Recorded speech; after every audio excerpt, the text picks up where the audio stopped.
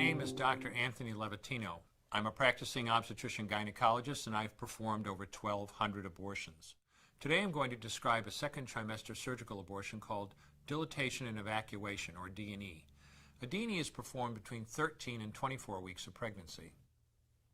After administering anesthesia, the abortionist uses a weighted speculum, like this one, that opens the vagina widely.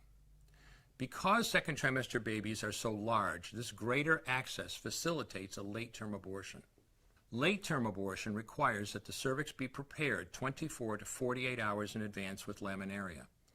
Laminaria is a type of sterilized seaweed that absorbs water over 8 to 12 hours and swells to several times its original diameter. Once removed, metal dilators can be used to further open the cervix as needed. Once the cervix has been stretched open, the suction tube is placed inside. A baby at 20 weeks gestation is as big as the length of my hand, from head to rump, not counting the legs. The suction machine is turned on, and pale yellow amniotic fluid surrounding the baby is suctioned out through the catheters. With babies this big, they don't fit through catheters this size. The baby's bones and skull are too strong to be torn apart by suction alone. This is a Sofer clamp. A Sofer clamp is made of stainless steel. It's about 13 inches long. The business end is about 2.5 inches long and 1/2 inch wide, and there are rows of sharp teeth. This is a grasping instrument. When it gets a hold of something, it does not let go. The abortionist uses this clamp to grasp an arm or leg. Once he has a firm grip, the abortionist pulls hard in order to tear the limb from the baby's body. One by one, the rest of the limbs are removed, along with the intestines, the spine, and the heart and lungs. Usually the most difficult part of the procedure is extracting the baby's head, which is about the size of a large plum at 20 weeks. The head is grasped and crushed. The abortionist knows he has crushed the skull when a white substance comes out of the cervix. This was the baby's brains. The abortionist then removes skull pieces. He removes the placenta and any leftover parts of the baby with a curette, scraping the lining of the uterus for any remaining tissue. The abortionist then collects the baby parts and reassembles them to make sure that there are 2 arms, 2 legs, and all the pieces. Once all the parts have been accounted for, the abortion is complete. For the woman, this procedure carries a significant risk of major complications, including perforation or laceration of the uterus or cervix, with possible damage to the bowel, bladder, and other maternal organs. Infection and hemorrhage can also occur, which can even lead to death. Future pregnancies are also at greater risk for loss or premature delivery due to abortion-related trauma and injury to the cervix. As I mentioned at the beginning, I'm Dr. Anthony Levatino, and in the early part of my career as an OBGYN, I performed over 1,200 abortions. One day, after completing one of those abortions, I looked at the remains of a preborn child whose life I had ended, and all I could see was someone's son or daughter. I came to realize that killing a baby at any stage of pregnancy for any reason is wrong. I want you to know today, no matter where you're at or what you've done, you can change. Make a decision today to protect the preborn. Thank you for your time. From the other side, I sold abortions. How do you sell an abortion? Well, sadly, it's a little too simple. You've heard about it. These kids shouldn't have sex, but they're going to have sex, so let's teach them how to have safe sex or safer sex. The next time you hear that, I just want you to use that old Texas term, baloney. We don't take our kids out and get them really good and drunk and try to teach them how to drive safely drunk. We give them a moral absolute, don't drink and drive for you could be killed. Why in the world would we offer them a low moral standard to live down to rather than the very highest and best abstinence until marriage, which still works every single time?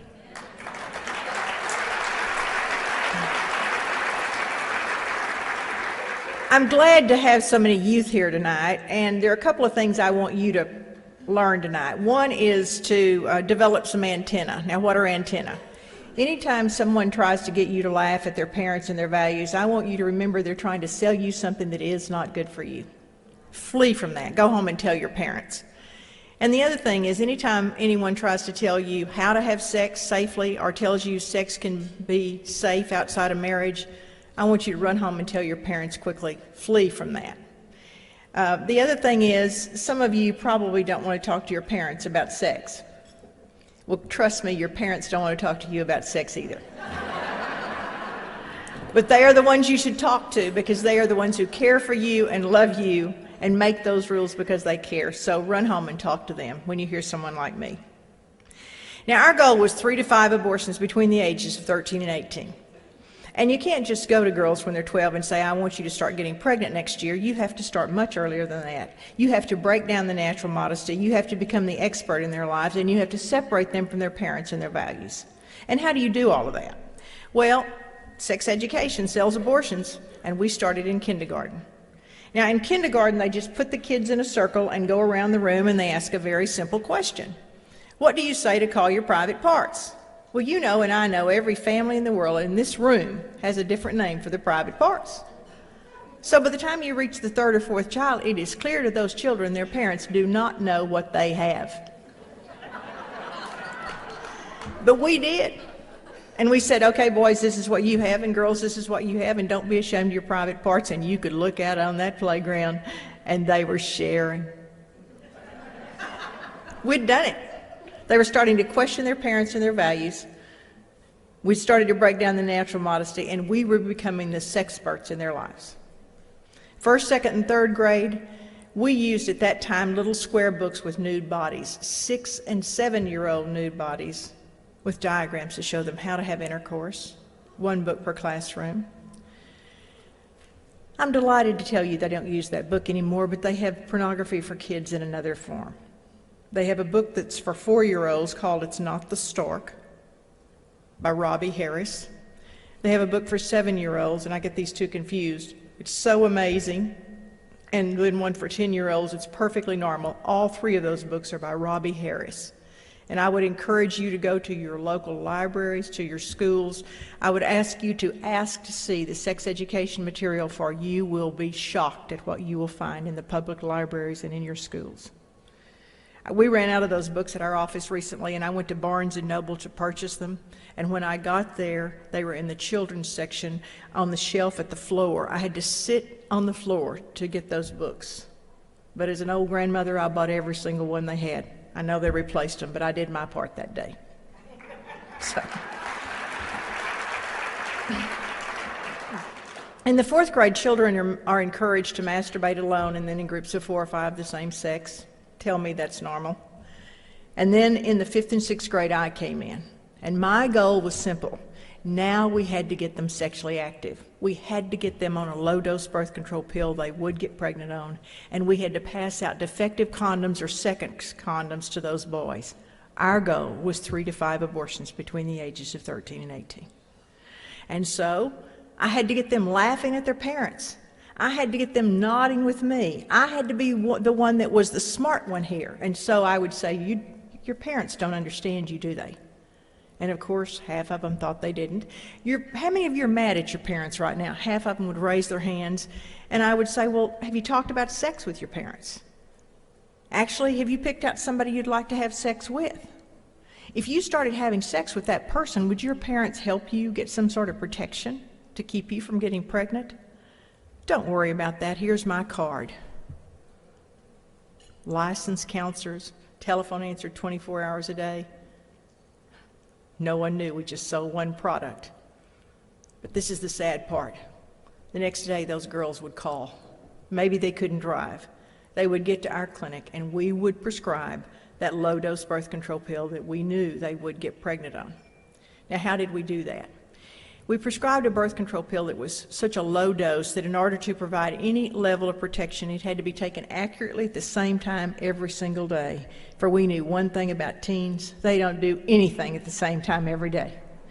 We actually looked at the statistics, and we could tell that any time those girls went on any method of contraception, that sexual activity went from 0 or once a week to 5 to 7 times a week. That pill would not work. We could accomplish our goal of 3 to 5 abortions between the ages of 13 and 18. I'm sorry to tell you, I held the hand of one young woman while she had her 9th abortion.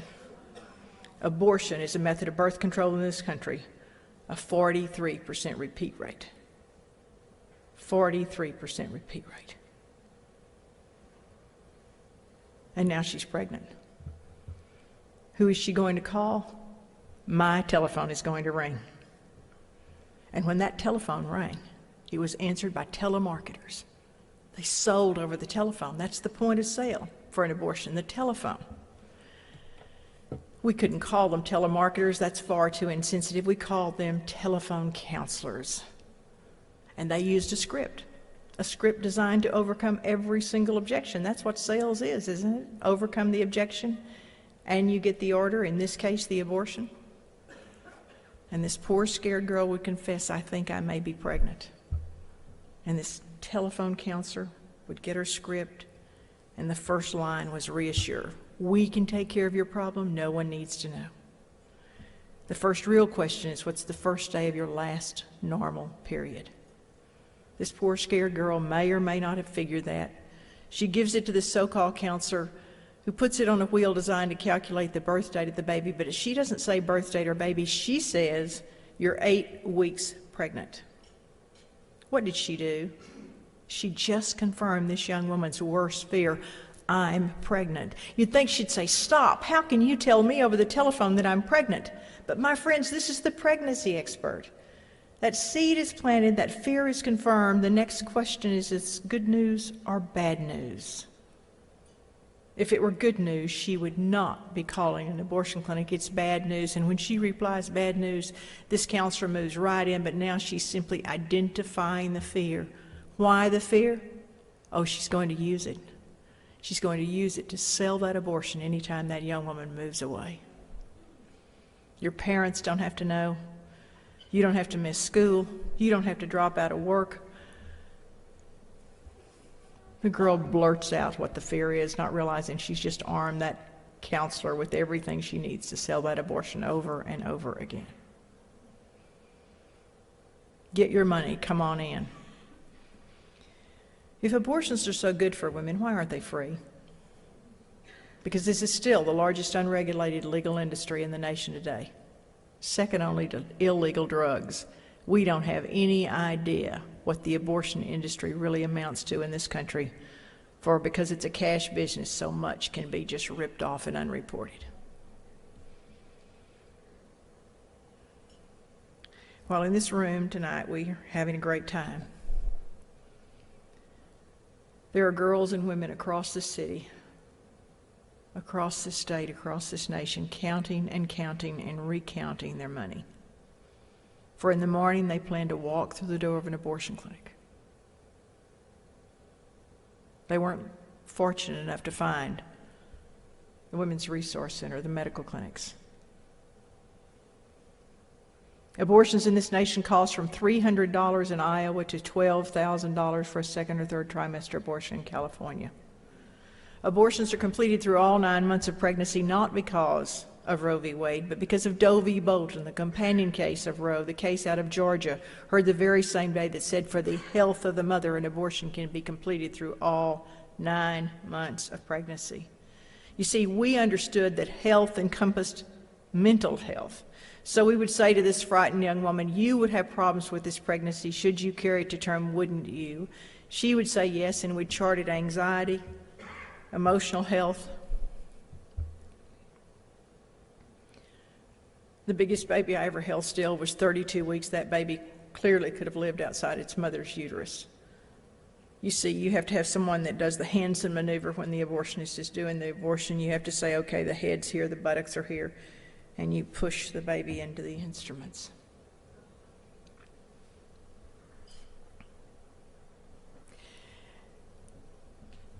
The big baby abortions are done first. Why are they done first? Because that woman needs to stay in recovery longer. She's going to lose more blood, more fluids. She'll need to stay in recovery for 2 to 3 hours, where a woman having a first trimester abortion can usually leave within 30 minutes. The abortionist fee in the second and third trimester is 50% of the cost of the abortion. So for that $12,000 abortion, the abortionist pockets $6,000. But he can do 3 of those an hour. $18,000 an hour. Oh, they don't all do that. We know that over 90% of abortions are first trimester abortions. Let's just use that cheapest abortion in the nation at $300. But But in the first trimester, the abortionist fee is a third of the fee, $100. But we had a technique to keep him doing 10 to 12 abortions an hour. We used 2 teams of 2 assistants with each abortionist, and the first team would set up the first young woman, and the doctor would go in to do that abortion, while across the hall, abortion number 2 was readied. Now, when he finished that first abortion, he ran across the hall. He didn't stop to do operative notes. He didn't stop to do a surgical scrub. He went right in to do that abortion, re-gloved, changed gloves, did that second abortion. While in the first room, they had to get the first girl out. They had to clean the room and get girl number 3 up, so when he came across the hall in less than 5 minutes, he could start abortion number 3.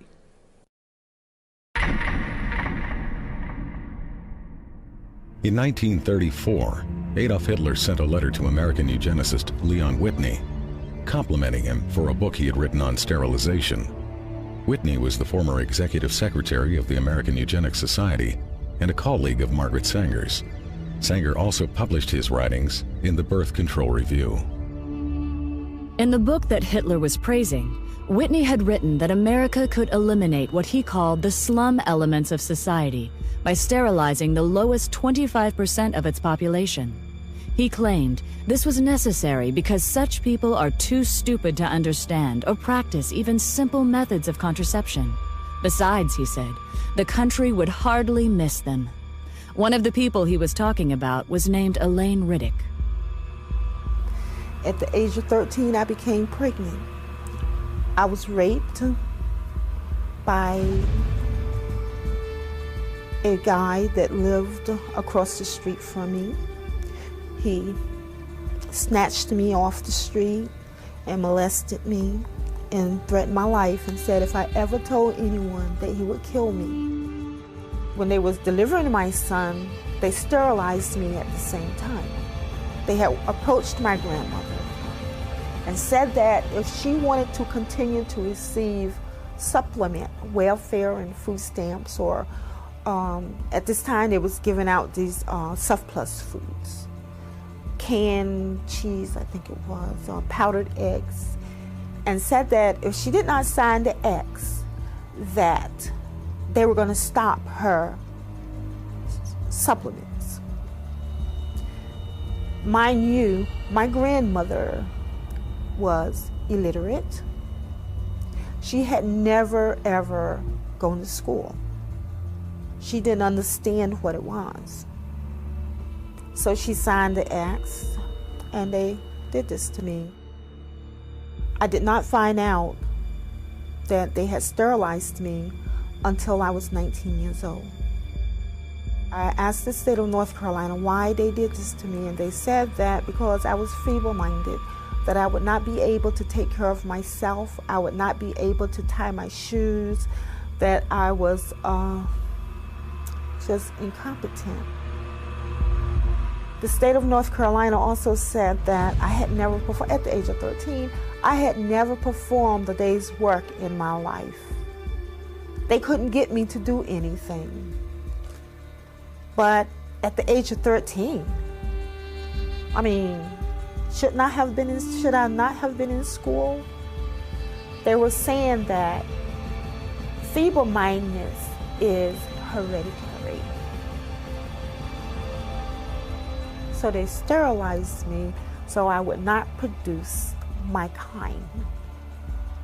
Mind you, I am not illiterate, nor am I feeble-minded.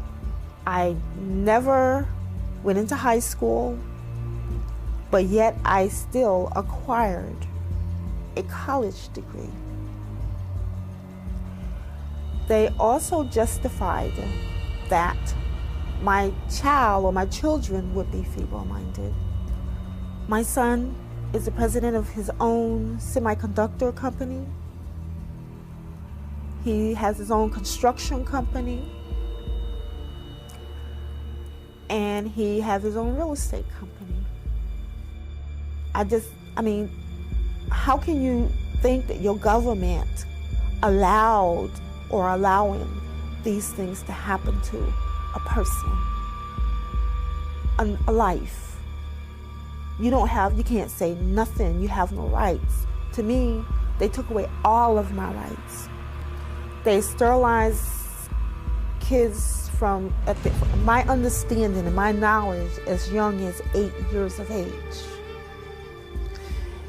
I don't know what an 8-year-old can do that could cause them to do this to them.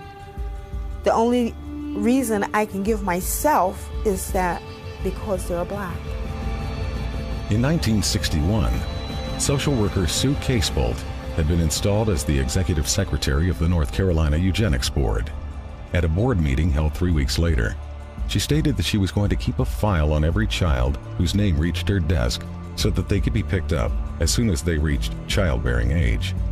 Casebolt was still on the board in 1968 when it approved the sterilization of 14-year-old Elaine Riddick.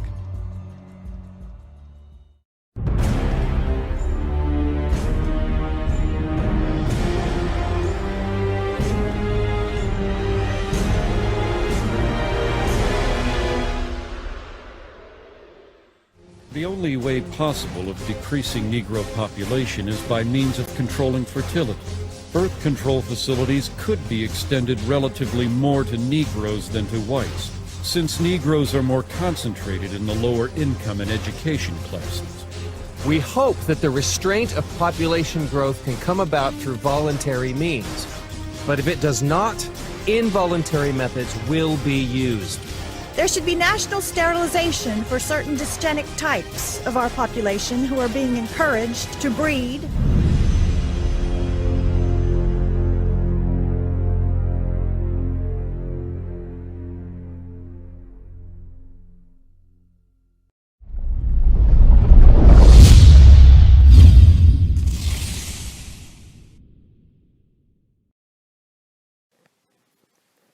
We are told that abortion is about women's rights and women's empowerment, that it's about reproductive and gender equality, that men have absolutely no right to have an opinion or make a decision on this matter, and if men dare speak out, they are called chauvinistic, patriarchal, and abusive.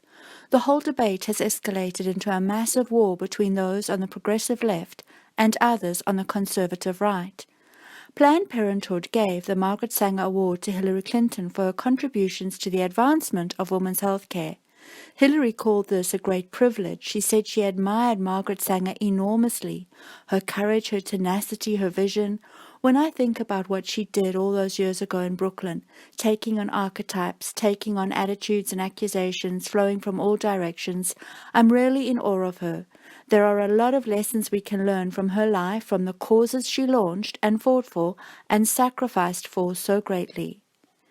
Margaret Sanger was the founder of Planned Parenthood, and this woman, whom Hillary so greatly admires, was a eugenicist, a racist, and a God-hating Darwinist.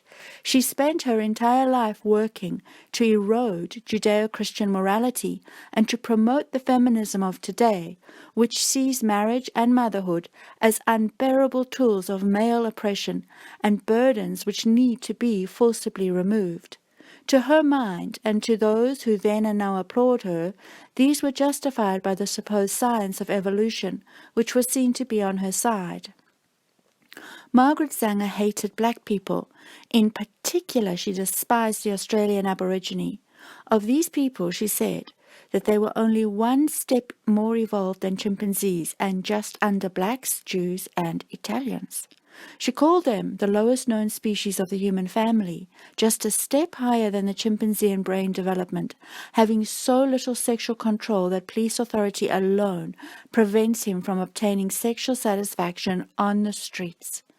Her opinions of Southern Europeans, Slavs, Latinos, and Jews were equally repulsive. She and her Malthusian eugenicist colleagues did not discriminate narrowly, but targeted every non-Aryan ethnic group, whether red, black, yellow, or white.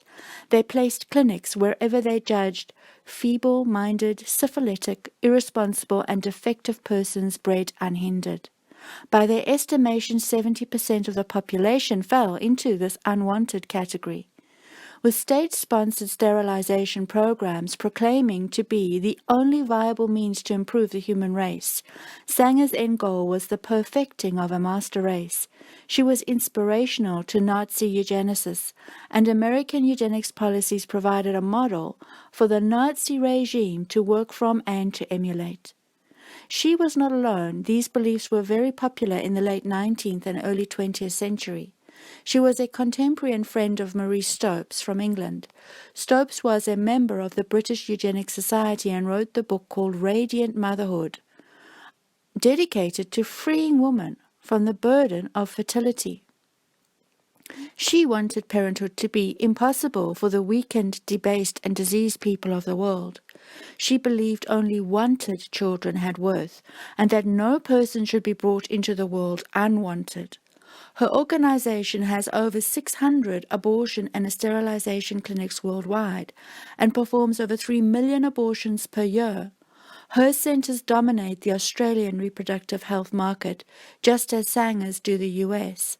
Her underlying racism and belief in eugenics of both these women is largely glossed over and ignored by today's abortion-giddy addicts. As Australians face the appalling fact that full-term abortion will soon be legalised in New South Wales, as it is already in the ACT, we have to understand that this agenda, in the name of feminism and women's health, is a lie. It is part of a long-held plan to overthrow family and marriage. It runs concurrently with the promotion of the LGBT push to normalize sexually deviant lifestyles and addictions, and to push abhorrent material on our youngest of children, to turn them away from heteronormativity and towards a total embrace of an immoral, anti-biblical framework for living. If you as a Christian believe in women's rights to choose, please consider that you stand exactly in the same place as Satanists. Their aggressive campaigning for abortion rights can be traced to their third principle of belief, that one's body is inviolable, subject to one's own will alone. Backed up with their reliance on the justification of so-called scientific evolutionary evidence, they are a growing force in today's self-seeking, God-denying world. Ask yourself, on which side do you stand? That of life or that of death? It's that simple. Abortion is murder.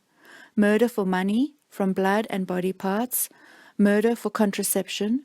Murder for selfish, sinful convenience. No amount of self-righteous climate change activism can eradicate the guilt of taking another person's life. Don't let society's death cult make you think that abortion is just a medical procedure and not a sin. Murder is a sin, but God has the grace and love to forgive and to wash away every sin and change and restore every sinful and sin-damaged life. If you have had abortions, only the Lord Jesus Christ can forgive you for what you've done and take away the guilt and heal your heart from such loss and shame. His word promises that if we confess our sins, he is faithful and just to forgive us our sins and to cleanse us from all unrighteousness. Mr. President, I'd like to take just a moment to be able to speak about a subject that's very, very difficult for me to speak about, and quite frankly, difficult for a lot of Americans to talk about, to hear about. Connects to all of us in extremely personal ways. Let me set some context. Not long ago, a group of animal rights activists gathered around a research facility that was using animals for their testing. The activists gathered around the facility and chanted and had signs that they held up saying, "It's not science, it's violence." And other signs that said, "Animal lives are their right. We have just begun to fight," as they protested to protect the lives of the animals that were being used in that facility for research. Now, I understand their frustration there, but let me put it into context of some things that came out this week. We learned that this week, an organization called Planned Parenthood is using children that are aborted and sending the bodies of those aborted children to research facilities, sometimes for sale, different body parts, to be used in research. These are not mice. These are not lab rats. These are children. children that have gone through the process of a horrific abortion. This morning in an appropriations hearing, the President and I both were in, we had an extensive conversation about the rights of orca whales. And this protracted conversation went on and on that many people also were connected to about the rights of orca whales and the care for them. And then we had a protracted conversation about horse slaughter and how horses would be humanely put down. But in the middle of all that conversation happening today, there were children still being aborted with an instrument reaching into a mother, tearing apart a child, but carefully protecting certain organs because those organs would be valuable to sell. Now, the challenge that we have on this as a nation is, the argument is for that baby, that baby's really not a baby, it's just a fetus, it's tissue. That's not a human baby is what everyone's told. That's just tissue, and it's up to the mom to determine what happens to that tissue. And then on the flip side of it, moments later, they take that tissue and then sell it because it's human organs that are needed for research. You can't say in one moment that's not a human and then sell it for the next moment as a human organ and say now suddenly it is. It was a human all the way through. There was never a time that wasn't a child. There was never a time that wasn't a human. And it seems the ultimate irony to me that we spend time talking about humane treatment of animals being put down, like in horse slaughter, and we completely miss children being ripped apart in the womb and their body parts being sold.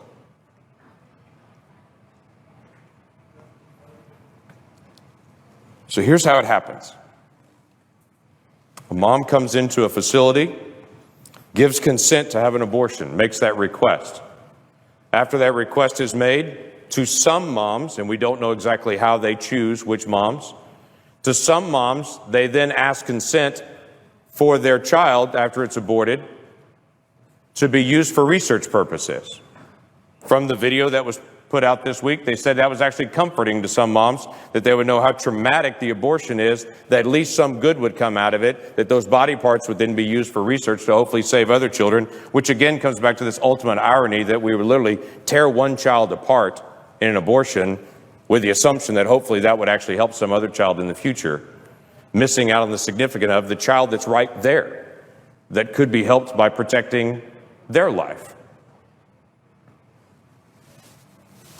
And then the doctor in this particular video gives the details of how once they get that consent from the mom, they would be careful to reach in and actually crush the head of the child to kill the child in the womb so they could preserve the rest of the organs, because the kidney has value, because the liver has value, because the lungs have value, because the muscles in the legs have value. I would tell you, that child has value. And that every single adult that can hear me right now was once 20 weeks old in the womb, and we can look at each other and understand the difference between that child in the womb and any of us now is time. That's a human being we're talking about.